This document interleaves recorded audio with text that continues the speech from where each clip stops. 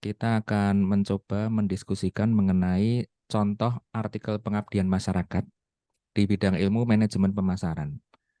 Sebenarnya apa sih yang dimaksud dengan pengabdian masyarakat? Jadi pengabdian masyarakat itu adalah ketika kita sebagai akademisi atau mahasiswa seperti Anda itu sharing ilmu berkaitan dengan bidang ilmu yang dikuasai. Jadi kalau misalkan kalian mahasiswa ilmu manajemen dari Fakultas Ekonomi, terus ngambil konsentrasi marketing, terus terjun ke masyarakat, pengen sharing keilmuan. Nah, salah satu ilmu yang bisa dibagikan kepada masyarakat umum itu adalah seperti ini, lewat event yang disebut sebagai pengabdian kepada masyarakat.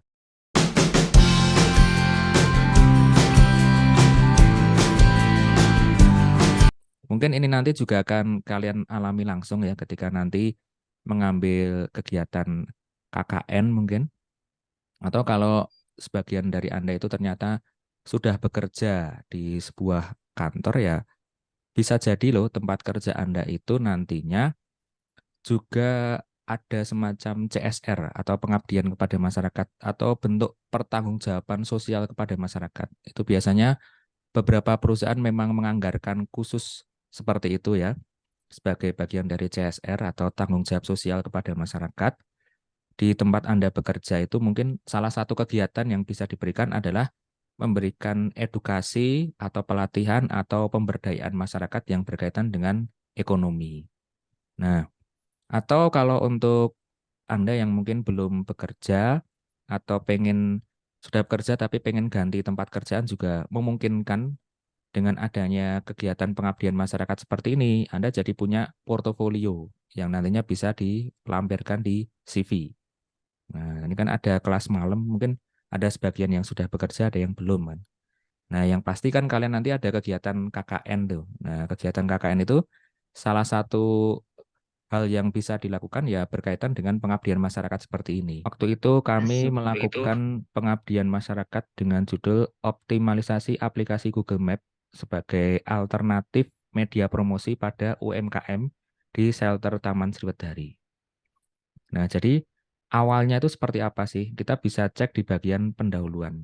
Nah, kalau artikel ilmiah itu kan biasanya entah itu skripsi atau penelitian atau pengabdian, biasanya kan hal yang ingin disampaikan terkait dengan pentingnya kegiatan ini itu disampaikan di bagian pendahuluan.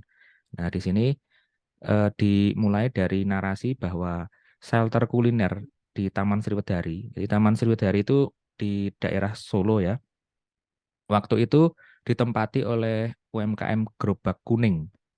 Jadi shelter itu semacam memang space atau tempat lokasi khusus untuk orang jualan produk kuliner. Nah, itu kebetulan lokasinya di Taman Sriwedari. Ada kelompok UMKM gitu namanya Gerobak Kuning. Ini semacam asosiasi UMKM lokal gitu. Ya, semula mereka itu mangkal di kawasan City Walk di Jalan Slamet Riyadi. Nah, seperti yang kita ketahui, Slamet Riyadi itu adalah jalan utama yang ada di Solo. Otomatis kan rame ya. Jadi lokasi jualan mereka itu sangat strategis karena berada di pusat kota dan di keramaian juga. Nah, awalnya seperti itu. Nah, tapi ternyata dari pemerintah waktu itu mereka punya kebijakan untuk membangun shelter. Nah, shelter ini dengan tujuan apa? Sebagai solusi yang diberikan oleh pemerintah Kota Surakarta dalam mewadahi UMKM dampak relokasi. Nah, relokasi itu apa sih? Dipindahkan. Jadi semula mereka itu para UMKM berada di posisi yang sangat strategis di pinggir jalan utama Slamet Riyadi Solo. Nah, itu otomatis kan banyak orang wirawiri, kemungkinan jajannya tinggi. Ketika lihat ada mungkin warung tenda di pinggir jalan itu kan kemungkinan besar akan terlihat oleh orang yang berlalu lalang di jalan raya utama itu. Nah, adanya relokasi ini, jadi dari shelter kuliner itu UMKM Gerobak Kuning semula di Mangkal di kawasan City Walk dipindah ke shelter kuliner Taman Sriwedari. Ini sebagai solusi dari pemerintah untuk memadai UMKM dampak relokasi, ini pemindahan lokasian itu. Nah, tujuannya apa sih semula untuk menata dan mengatur kawasan yang ditempati UMKM. Nah, dari kejadian ini kita bisa belajar ya bahwa ternyata sebagai pelaku bisnis kita itu tidak perlu memperhatikan banyak, kita itu perlu untuk memperhatikan banyak aspek di luar bisnis kita. Jadi kadang kan kita sebagai pemasar itu mungkin hanya fokus kepada 4P gitu mungkin ya. Gimana sih caranya supaya bisa menghasilkan produk yang bagus dengan harga yang terjangkau, kemudian dijual di tempat yang mudah dikunjungi orang, kemudian melakukan promosi yang efektif dan sebagainya itu. Tapi ternyata kan di luar itu, kadang kita sebagai pelaku bisnis juga perlu memperhatikan. Nah, kalau kita bicara kasus ini, adanya kebijakan pemerintah ini yang ternyata punya dampak langsung terhadap bisnis para UMKM tersebut.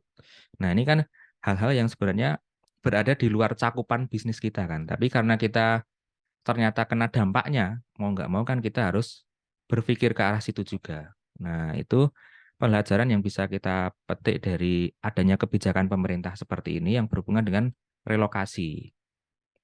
Nah, kemudian ternyata ketika direlokasi, nah ini muncul permasalahan baru. Jadi UMKM yang kena dampak relokasi itu, yang sekarang berjualan di shelter kuliner Taman Sriwadari, semula di City Walk, sebagian besar dari mereka itu harus mulai dari nol. Karena apa? Mereka itu kehilangan pelanggan. Nah, ternyata pengunjung pun ya sebagian masyarakat belum tahu. Jadi mungkin dulu ada banyak orang yang sudah jadi pelanggan ya karena dia terletak di tempat yang strategis. Tapi karena dipindah, tempatnya itu kebetulan agak masuk ke dalam. Nah, otomatis orang-orang yang semula jajan kan ya jadi nggak tahu ini lokasinya di mana. Orang mikirnya ya lewat di situ kok udah nggak ada. Oh mungkin udah tutup. Nah, padahal kan nggak. Ini karena memang mereka direlokasi, dipindahkan di shelter kuliner ini. Nah, ternyata masalahnya tidak semua UMKM itu jadi nggak punya omset yang cukup tinggi dari hasil penjualan yang didapat setiap harinya. Wong mau nenggone penak, jadi pindah nenggon sepi. Nah, kan ini jadi problem kan. Nah, karena jadi problem, maka kita jadi tahu nih, oh ternyata inti permasalahannya di sini. Ternyata bagi bisnis kuliner, faktor place dari elemen 4P itu merupakan hal yang sangat penting bagi mereka. Karena apa? Dengan berjualan di lokasi yang strategis atau traffic tinggi, karena di pinggir jalan raya Slamet Riyadi Solo itu kan jalan raya utama ya. Traffic itu kan banyak orang berlalu lalang, sehingga mudah diakses juga oleh pembeli mereka. Akibatnya apa? Mereka bisa maksimal untuk memperoleh omset harian. Nah, tapi kan itu dulu sebelum mereka direlokasi. Nah, setelah direlokasi ternyata dampaknya sebaliknya. Nah, maka dari itu dari tim pengabdian ini melakukan focus group discussion. Nah, apa sih focus group discussion ini? Ini gampangannya ya seperti orang bermusyawarah gitulah. Kita itu dikumpulkan para UMKM itu di satu lokasi yang sama, kita sharing-sharing, diskusi untuk menggali ada problem apa sih yang menyebabkan mereka itu tingkat penjualannya rendah. Selain tentunya karena relokasi itu tadi ya. Nah, tujuannya apa sih FGD atau Focus Group Discussion ini? Urun rembuk ini loh, kita bermusyawarah ini tujuannya apa? Supaya nantinya kita tahu masalahnya itu ada di mana sebenarnya dan solusi yang diberikan itu seperti apa. Harapannya ya nanti bisa tepat sasaran sehingga kita jadi tahu akar masalahnya itu di mana. Nah, ternyata kan nggak cuman sekedar pindah lokasi terus jadi sepi. Ya memang intinya di situ, tapi ada apa yang menyebabkan itu. Nah, ternyata dari hasil obrolan yang kami lakukan dari tim pengabdian masyarakat dengan pihak UMKM itu, kita jadi tahu fakta menarik ya. Di saat itu ada 12 UMKM yang masih mengalami keterbatasan dalam hal pemasaran dan strategi promosi, khususnya yang berbasis teknologi digital. Nah, ini ternyata kalau UMKM punya keterbatasan pengetahuan pemasaran dan strategi promosi, itu dampaknya bisa sampai ke penjualan.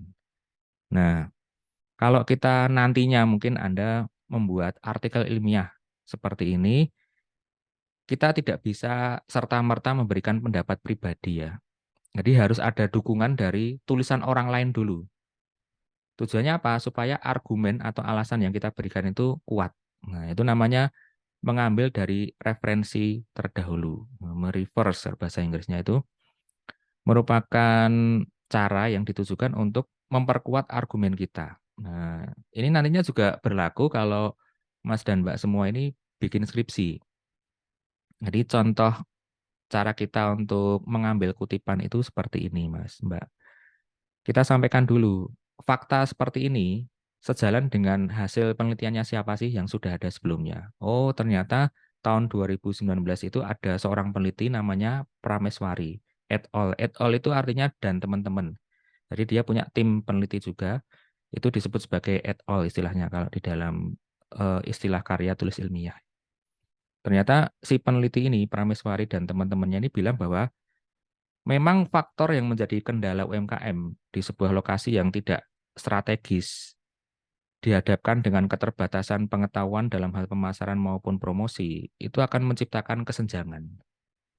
Nah, kok bisa kesenjangan? Karena apa? Ya mereka jadi nggak tahu cara untuk mempromosikan yang tepat itu seperti apa kalau ternyata lokasinya itu tidak strategis. Harusnya kan mereka itu memanfaatkan teknologi digital. Karena kalau pakai cara-cara konvensional ya kemungkinan akan bisa berdampak positif juga tapi butuh waktu yang lebih lama.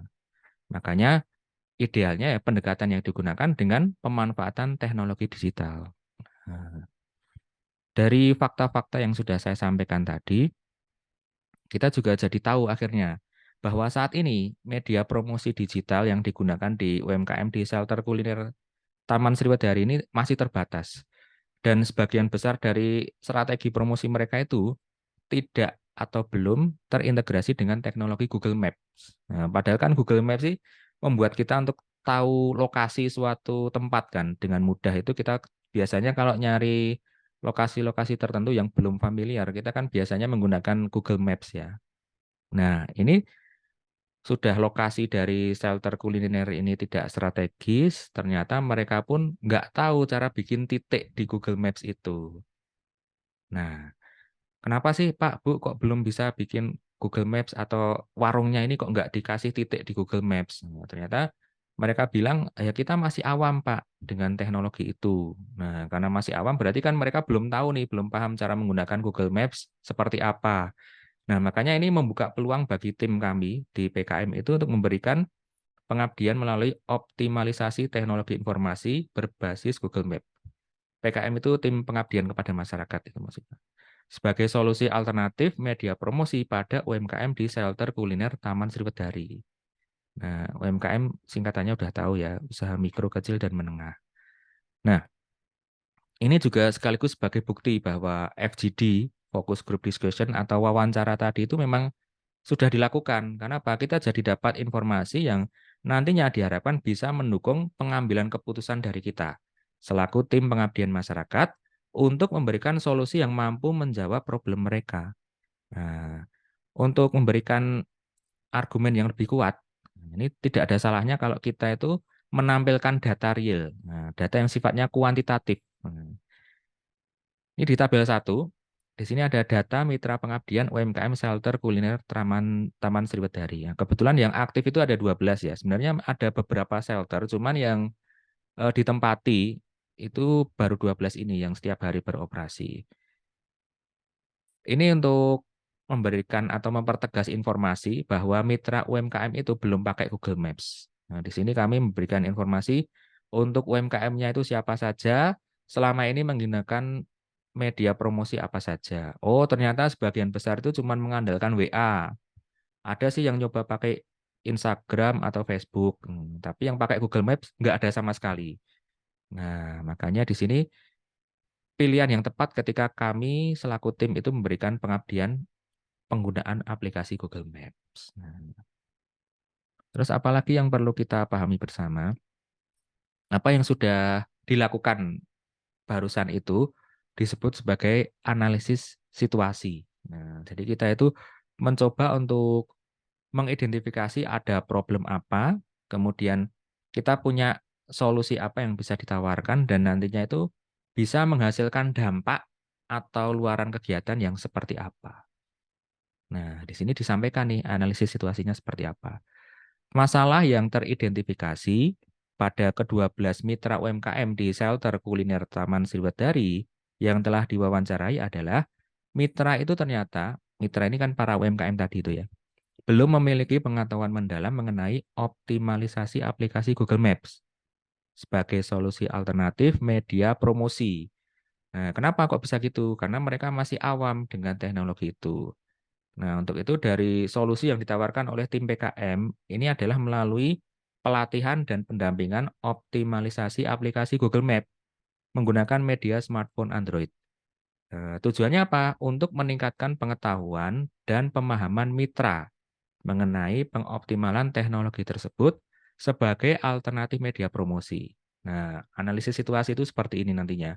Kalau kalian bikin pengabdian masyarakat, formatnya itu kurang lebih sama seperti ini ketika melakukan analisis situasi. Di sini kita punya metode pelaksanaan. Nah, metode pelaksanaan itu bagian dari solusi yang kita tawarkan supaya apa?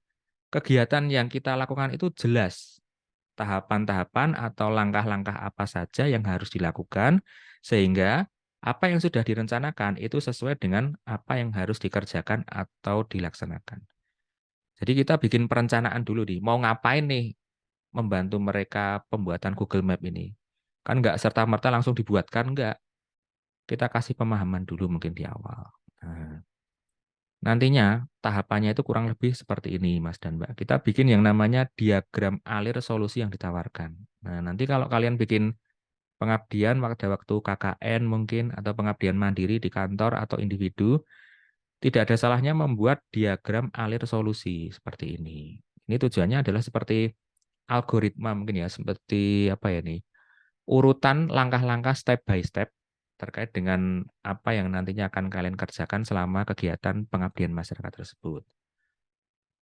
Mungkin mulai dari tahap persiapan, misalkan menyusun materi, terus mengurus perizinan dan lokasi. Karena kan kalau kita perlu mengumpulkan orang di satu tempat tertentu, orang banyak itu ya mungkin lebih dari 10 itu kan kadang ada perizinan yang harus dilakukan. Nah, kemudian pengamatan kondisi awal dan sosialisasi tadi sudah dilakukan melalui FGD, Focus Group Discussion. Nah, nantinya ada tahap pretest juga. Nanti saya jelaskan lebih lanjut pretestnya itu seperti apa. Kemudian nantinya setelah itu di tahap pertama kita ajari dulu si UMKM ini cara setting akun Google Map seperti apa. Nah, kadang kita mungkin sebagian dari UMKM tersebut kan belum tahu ya cara untuk menghubungkan akun dari Gmail yang dia miliki. Mungkin kan mereka punya smartphone Android, tentunya kan ada akun Google-nya ya, tapi belum tentu bisa ketika diminta untuk menghubungkan akun Gmail aktif mereka itu dengan Google Map. Nah, makanya di sini tahap pertamanya adalah setting akun Google Map. Nah, setelah itu setting alamat di Google Map. Jadi kita itu ngisi alamat dari UMKM tersebut berlokasi di mana. Kemudian setelah itu sharing lokasi dari Google Map. Nah, alamat sudah disetting, sudah ada titiknya.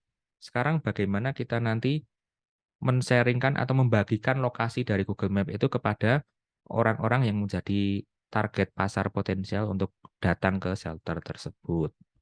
Nah, setelah itu untuk meningkatkan daya tarik dari map yang sudah kita kasih titik di Google Map itu tadi, tidak ada salahnya juga kita menambahkan foto serta menambahkan akun media sosial pada Google Map. Nah, tujuannya apa sih kok harus terintegrasi dengan media sosial yang kita miliki? Nah, harapannya kan ketika orang itu nyari di Google Map, dia sudah ketemu titiknya, dia juga dapat informasi mengenai akun aktif untuk promosi UMKM tersebut. Nah, nantinya kan langsung buka di IG misalkan, oh udah tahu nih lokasinya di sini, udah datang ke lokasi. Nah, ternyata di situ di Google Map-nya itu ada informasi mengenai Instagram misalkan. Nah, itu nanti diklik dia bisa masuk ke akun atau konten-konten promosi dari UMKM tersebut. Nah, kemudian tidak ada salahnya juga menambahkan foto di Google Map tersebut karena itu kan juga bisa memberikan daya tarik ya mungkin bagi orang yang belum pernah ke sana, lihat fotonya kok kayaknya menunya menarik nih. Nah, jadi penasaran untuk datang juga bisa jadi karena seperti itu mereka bisa dapat pelanggan. Nah, setelah itu dilakukan tahap post test. Nah, nanti seperti apa saya jelaskan di penjelasan berikutnya ya. Setelah itu melakukan evaluasi atau pengukuran kondisi akhir. Jadi ini intinya apa sih Pak? Ini untuk memperjelas apa yang akan nanti kalian lakukan ketika melakukan pengabdian masyarakat. itu perlu ada langkah-langkah atau tahapan-tahapan yang jelas. Dari misalkan ada 10 langkah, ya sudah dijabarkan. Langkah pertama itu apa dulu, kedua apa dulu, ketiga apa dulu. Nggak bisa dari langsung 1, langsung ke 10, itu nggak bisa. Karena nanti tujuan dari kegiatan ini apa, tidak bisa tersampaikan dengan baik kepada mitra atau objek dari pengabdian masyarakat tersebut. Nah, kita turun ke bawah lagi. Untuk mengetahui ya, apakah nantinya kegiatan ini bisa berjalan dengan baik atau tidak, kita butuh yang namanya evaluasi kan. Sebenarnya pelatihan atau pengabdian yang sudah kalian berikan kepada masyarakat atau mitra pengabdian itu berhasil atau enggak sih? Nah, salah satunya itu kita bisa melihat dari pretest dan posttest dibandingkan, jadi before dan after. Ya. Ini adalah alat yang dapat kita gunakan untuk melakukan evaluasi atau mengukur keberhasilan. Nah, contoh tahap pertama nih, kalian melakukan sosialisasi manfaat aplikasi Google Maps. Kan nggak mungkin langsung dibuatkan kan? Dikasih tahu dulu cara bikin Google Maps itu seperti apa toh. Oh, pahami dulu konsep dasar dalam aplikasi Google Maps itu seperti apa. Kita kasih pemahaman dulu mengenai Google Maps secara umum. Apa sih manfaatnya kalau UMKM itu punya Google Maps? Oh, ternyata bisa jadi media promosi. Nah, kita buka wawasannya dulu nih mereka. Jadi ini semacam pemanasan dulu lah. Supaya mereka itu juga merasa teryakinkan kalau memang menggunakan alat ini bisa efektif untuk membantu mereka. Nah, dibantu settingnya seperti apa, mungkin mulai dari login ke akun Google, dihubungkan dengan aplikasi Google Map itu seperti apa, cara menambahkan akun lain kan juga bisa, itu seperti apa. Kalau ternyata kita ingin menghapus akun Google di Google Maps, mungkin karena pindah lokasi lagi, nah itu juga bisa. Nah, tekniknya seperti apa, itu kita ajarkan juga. Nah, demikian seterusnya sampai yang terakhir untuk penambahan foto dan akun media sosial itu caranya seperti apa kita sampaikan. Kita lihat apakah sebelumnya itu mereka mungkin belum tahu cara menambahkan foto di aplikasi Google Map di tahap pre-test. Ketika dibandingkan setelah pelatihan di tahap post-test, mereka jadi tahu. Saya mengetahui mengenai cara menambahkan foto di aplikasi Google Maps. Nah, mungkin nanti kita kasih eh, jawaban antara 1 sampai 3. Gitu. 1 itu tidak tahu, 2 netral, 3 sudah tahu, misalkan seperti itu. Kebanyakan responden dari 12 orang tadi, 12 UMKM tadi ternyata memilih 1. Oh, berarti awalnya dia belum tahu nih. Nah, kita bandingkan setelah dikasih pelatihan kok sekarang mereka jadi lebih pede. Mereka langsung milih yang jawaban 3 untuk pertanyaan yang sama. Sebelumnya belum tahu, sekarang jadi tahu. Nah, berarti kan ada peningkatan pemahaman dari mitra tersebut. Nah, itu cara kita untuk mengukur keberhasilan kegiatan pengabdian masyarakat dengan membandingkan antara before after-nya. Nah, kemudian yang tidak kalah penting ini Mas dan Mbak, kalau nanti kalian bikin pengabdian dengan konsep seperti ini, perlu ada yang namanya dokumentasi kegiatan. Jadi ini sebagai hal penting karena apa? Bisa menjadi bukti pelaksanaan atau pertanggungjawaban terhadap pihak-pihak yang terkait. Idealnya, foto atau video yang ada itu bisa mewakili setiap tahapan kegiatan.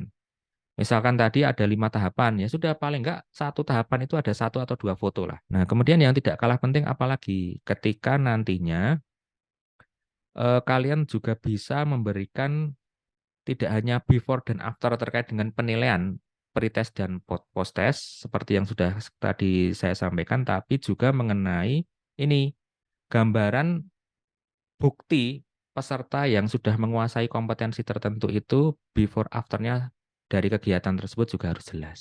Nah, misalkan ini untuk pembuatan akun Google Maps sebelum ditambahkan foto, di sini guru simpel seperti ini. Setelah ada foto ternyata ada masing-masing UMKM itu dia punya foto untuk mewakili bisnisnya. Nah, oke, ini kurang lebih seperti ini untuk contoh pengabdian masyarakat. Nah, nantinya ditampilkan juga dengan visualisasi data yang mudah dipahami seperti ini. Karena apa? Nanti kalau kalian bikin laporan misalkan dengan PPT kepada atasan atau kepada pihak yang menugaskan Anda untuk melakukan pengabdian, itu kan dengan membuat visualisasi data yang mudah dipahami seperti ini, kita bisa memperjelas bahwa kegiatan ini memang sudah memberikan dampak yang positif kepada mitra sebagai bagian dari evaluasi kegiatan yang dilakukan. Kemudian yang tidak kalah penting apa kalau sudah selesai semua kegiatan.